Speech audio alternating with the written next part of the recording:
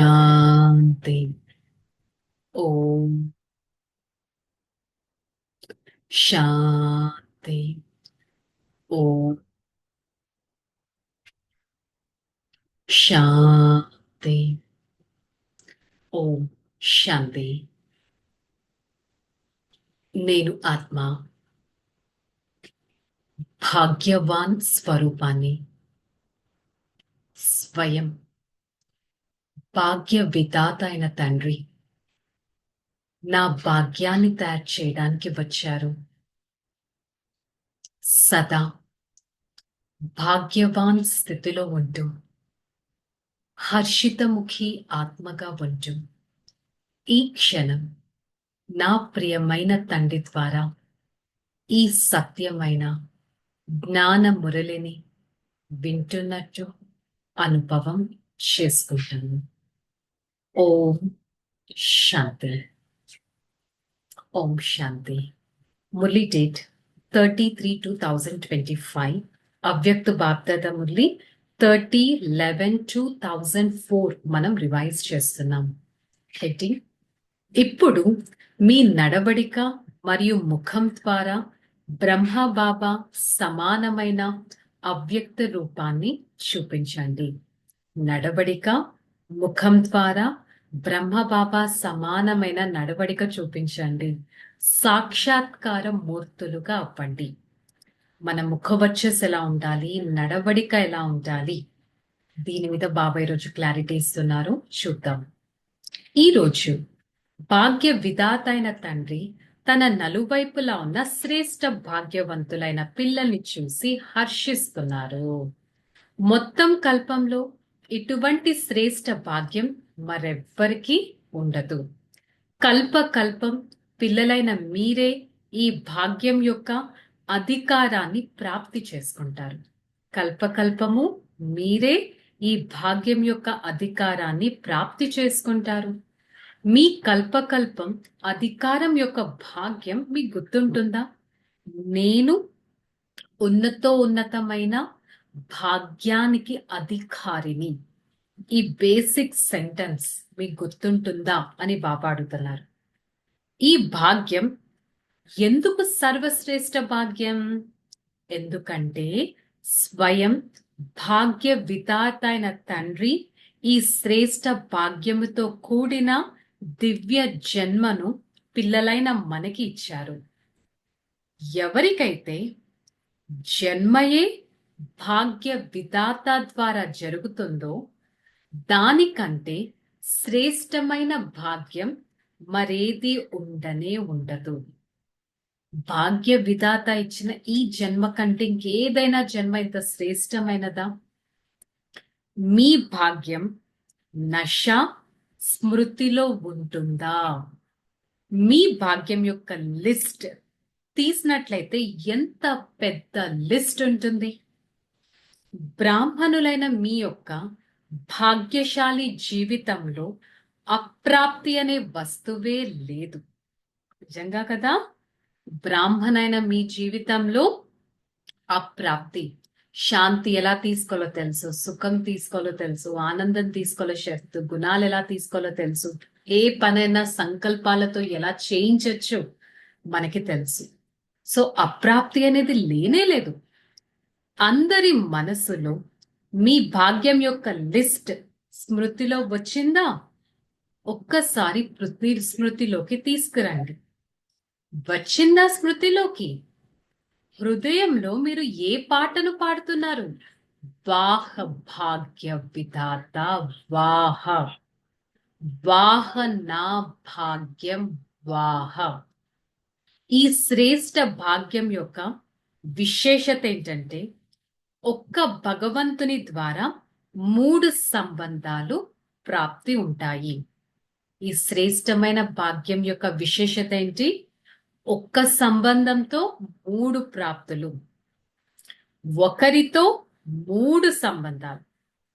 ఇవి జీవితంలో విశేషమైన సంబంధాలుగా గాయనం చేయబడ్డాయి. ఏంటా సంబంధాలు? తెలుసు కదా మనకి. తండ్రి, శిక్షకుడు, సద్గురు.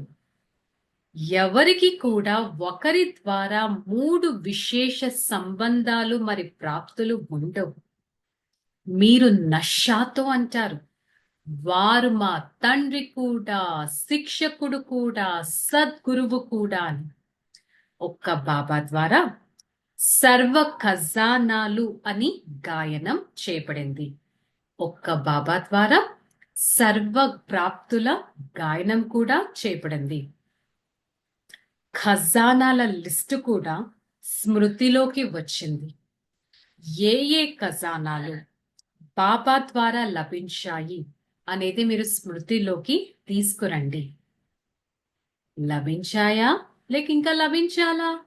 ఏమంటారు? బాలకులు కాబట్టి ఎలాగూ యజమానులుగా ఉండనే ఉన్నారు. శిక్షకుని ద్వారా శిక్షణతో శ్రేష్ట పదవి యొక్క ప్రాప్తి కలిగింది. శిక్షకుని ద్వారా శిక్షణతో శ్రేష్ట పదవి యొక్క ప్రాప్తి కలిగింది. మామూలుగా చూసినా సరే ప్రపంచంలో కూడా అన్నిటికంటే శ్రేష్టమైన పదవి రాజ్య పదవి అని అంటారు కదా. మరి మీరైతే డబల్ రాజులుగా అయ్యారు. ఎలా? వర్తమానంలో స్వయం పైన రాజ్య అధికారులుగా అయ్యారు. భవిష్యత్తులో అనేక జన్మలు రాజ్య పదవికి మీరు అధికారులుగా అయ్యారు. చదువు ఒక్క జన్మది, అది కూడా చిన్నపాటి జన్మది. కానీ పదవి యొక్క ప్రాప్తి అనేక జన్మలు లభిస్తాయి. చూడండి, బాబా మనకి ఫస్ట్ నుంచి మన భాగ్యం యొక్క లిస్ట్ చెప్తున్నారు. ఫస్ట్ భాగ్యం ఒక్కరితో 3 సంబంధాలు. సెకండ్ భాగ్యం ఒక్కరితో 3 రకాల ప్రాప్తులు.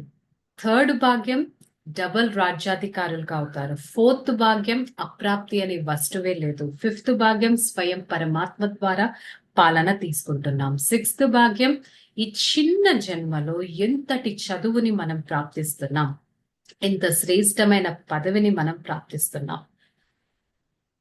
మరి చిన్నపాటి జన్మ కానీ పదవి యొక్క ప్రాప్తి అనేక జన్మలు లభిస్తుంది. అంతేకాక రాజ్యం కూడా అఖండమైన స్థిరమైన నిర్విఘ్న రాజ్యం లభిస్తుంది. మరిప్పుడు స్వరాజ్య అధికారి అనే నిశ్చింత చక్రవర్తులు అంతేనా? నేను స్వయం పైన రాజ్య అధికారాన్ని చేసే నిశ్చింత చక్రవర్తిని. ఇక్కడ రికార్డ్ అయిపోవాలి. ఎవరైతే నిశ్చింతంగా ఉన్నారో వారు చేతులెత్తండి. నిశ్చింతంగా ఉన్నారా లేక కొంచెమైనా చింత వచ్చేస్తుందా? చూడండి, ఎప్పుడైనా ఏదైనా పపెట్ షో అంటే తోలు బొమ్మలాట ఎదురుగా వచ్చిందంటే ఆ సమయంలో చింత కలుగుతుందా? మాయ యొక్క పపెట్ షో తోలు బొమ్మలాట ఎదురుగా వస్తుందా రాదా? అప్పుడు కొంచెం కొంచెం చింత కలుగుతుందా కలగదా? కొంచెం చింతన నడుస్తుందా లేక నడవదా? చెప్పండి. అలాగే శ్రేష్ట భాగ్యము ఇప్పటి నుండే నిశ్చింత చక్రవర్తులుగా తయారు చేస్తుంది.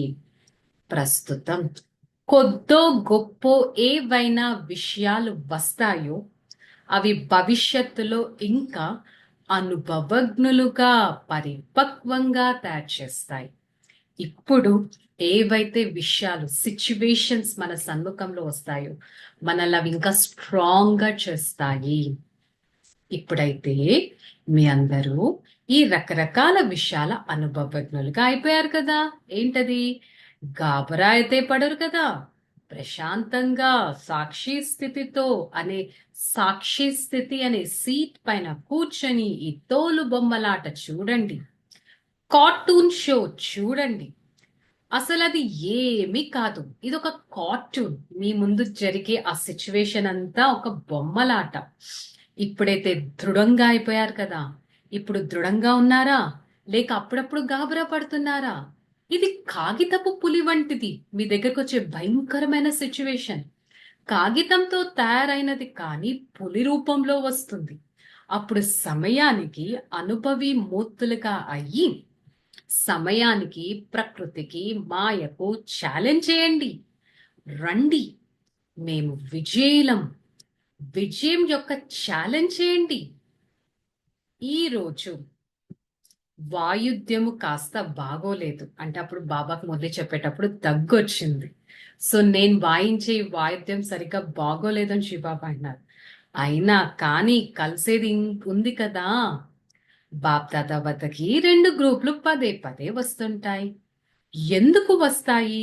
2 గ్రూపులు బాప్దాదాతో మేము సిద్ధంగా ఉన్నాము అని అంటుంటాయి. ఒకటేమో ఈ సమయం, ప్రకృతి మరియు మాయ. సమయం, ప్రకృతి మరియు మాయ. ఇప్పుడు నా రాజ్యం పోనున్నదని మాయ అర్థం చేసుకుంది. మరి రెండవ గ్రూప్ ఏంటి? అడ్వాన్స్ పార్టీ వారు. 2 గ్రూపులు డేట్ ని అడుగుతున్నాయి. విదేశాలలోనైతే 1 సంవత్సరం ముందే డేట్ ఫిక్స్ చేస్తారు కదా మౌంట్ ఆబుకు రావాలంటే. మరి ఇక్కడ 6 నెలల ముందే చేస్తారు. భారత్ లో వేగంగా వెళ్తారు. 15 రోజుల్లో కూడా ఏదైనా ప్రోగ్రామ్స్ డేట్ ఫిక్స్ అయిపోతున్నాయి.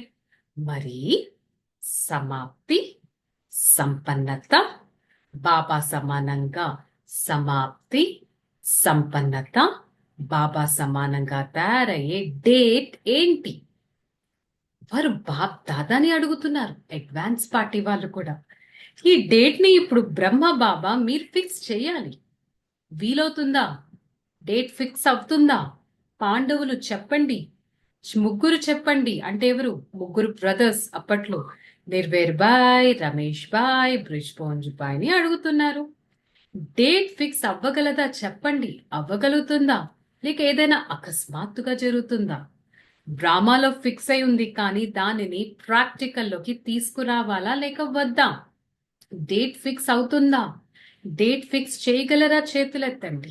స్వయాన్ని ఆ విధంగా తయారు చేసుకోవాలి కదా.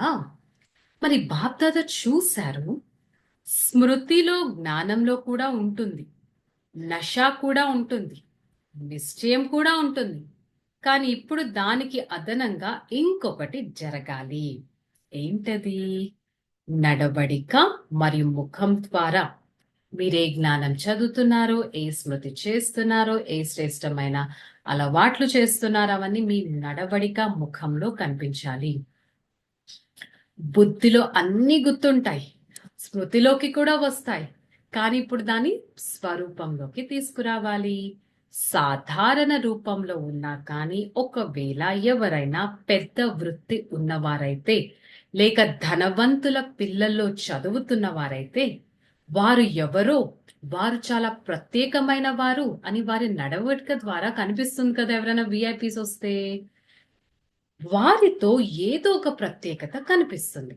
వారి ఇంత పెద్ద గొప్ప భాగ్యం కదా.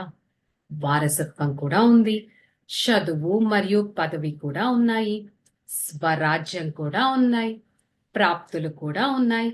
కానీ నడవడిక ముఖము ద్వారా భాగ్య సితార మస్తకంలో మెరుస్తూ కనిపించాలి. భాగ్య సితార మస్తకంలో మెరుస్తూ కనిపించాలి.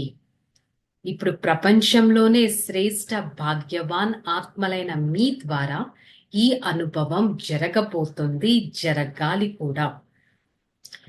వీరు ఆ ఇష్ట దేవీలు, వీరు ఆ ఇష్ట దేవతలు. ఈ విధంగా బ్రహ్మబాబాతో చూశారు కదా.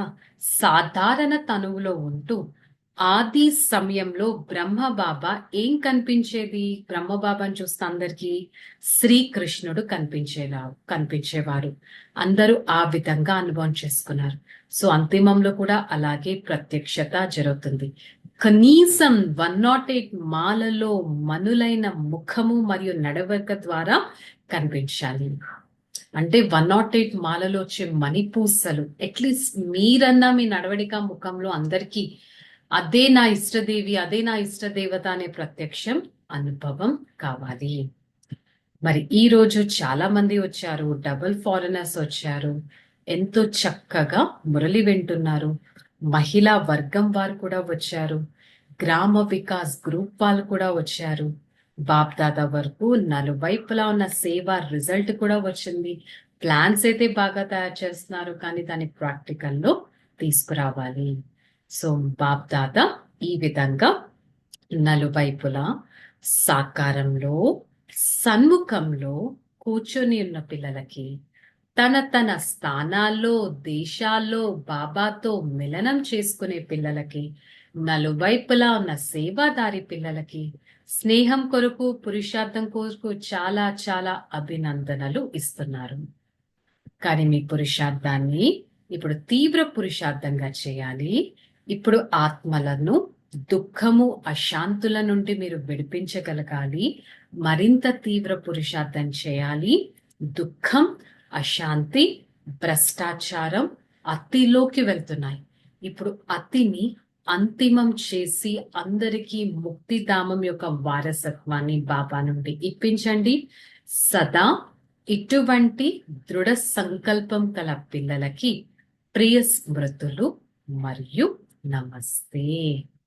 ऐसे बनाने वाले माता पिता बाप दादा को याद प्यार और गुड मॉर्निंग, नमस्ते नमस्ते, ओम శాంతి. బాబా వరదానం ఇస్తున్నారు. నమ్రత మరియు అథారిటీ యొక్క బ్యాలెన్స్ ద్వారా తండ్రిని ప్రత్యక్షం చేసే విశేషమైన సేవాదారి. ఎప్పుడైతే బ్యాలెన్స్ ఉంటుందో అక్కడ అద్భుతాలు కనిపిస్తాయి. ఎప్పుడైతే నమ్రత, సత్యత, అథారిటీ, బ్యాలెన్స్ ఉంటుందో వారు ఎవరికైనా తండ్రి పరిచయాన్ని ఇస్తారు. వారికి అద్భుతం అనేది అంటే వినే వాళ్ళకి అద్భుతంగా కనిపిస్తుంది. వారు వీటి బ్యాలెన్స్ ద్వారా తండ్రిని కూడా ప్రత్యక్షం చేయగలరు. వారు పరమాత్మ స్నేహానికి దగ్గరగా తీసుకెళ్లగలరు. సో మధ్య మధ్యలో ఈ విధంగా బ్యాలెన్స్ ని అనుభవం చేసుకోవాలి. స్లోగన్: అవసరమైన సమయానికి ఏ సాధనాలు లేకపోయినా కానీ సాధనతో విఘ్నం కలగకూడదు. The beautiful point. సాధనాలు లేకపోయినా సాధన అంటే మనం చేసే ఎఫర్ట్ మనకి ఎలాంటి విఘ్నాన్ని కలిగించకూడదు. సో ఈరోజు మురళి యొక్క స్వమానం, మనం ఒక వచ్చస్సు నడవడిక పైన అటెన్షన్ పెడతాం. నేనొక మెరిసే నక్షత్రాన్ని అనే ముఖంలో కనిపించడానికి ప్రయత్నిద్దాం. ఓకే, చలో రిలాక్స్. ఓం శాంతి. నేను ఆత్మ శ్రేష్టమైన భాగ్యవంతుడను. భాగ్యపు నక్షత్రం నా బ్రుకుటి మధ్య స్థానంలో మెరుస్తుంది. నేను ఆత్మ భాగ్యవాన్ సితారను. నేను ఆత్మ శ్రేష్టమైన భాగ్యవంతుడను. ఈ క్షణం నా పరమాత్మ తండ్రి సన్ముఖంలో నా భాగ్యాన్ని పరీక్షించుకుంటాను. నా భాగ్యపు మెరుపును చూపిస్తాను. నా ఈ భాగ్యంలో ఎంత ఉన్నతమైన సంపాదన ఉంది. నేను ఆత్మ సదా ఉన్నతమైన సంపాదన జమ చేసుకోవడానికి సదా ప్రయత్నిస్తాను. నేను ఆత్మ ఈ శరీరం ద్వారా మనస్స, వాచ, కర్మన ఎంత వీలైతే అంతటి భాగ్యవాన్ స్థితిని తయారు చేసుకోవడానికి ప్రయత్నిస్తాను. నేను నిరహంకారి ఆత్మను. నేను సత్యమైన ఆత్మను. నేను సరళమైన ఆత్మను. నేను నిశ్చింత చక్రవర్తిని. ఓం శాంతి శాంతి శాంతి.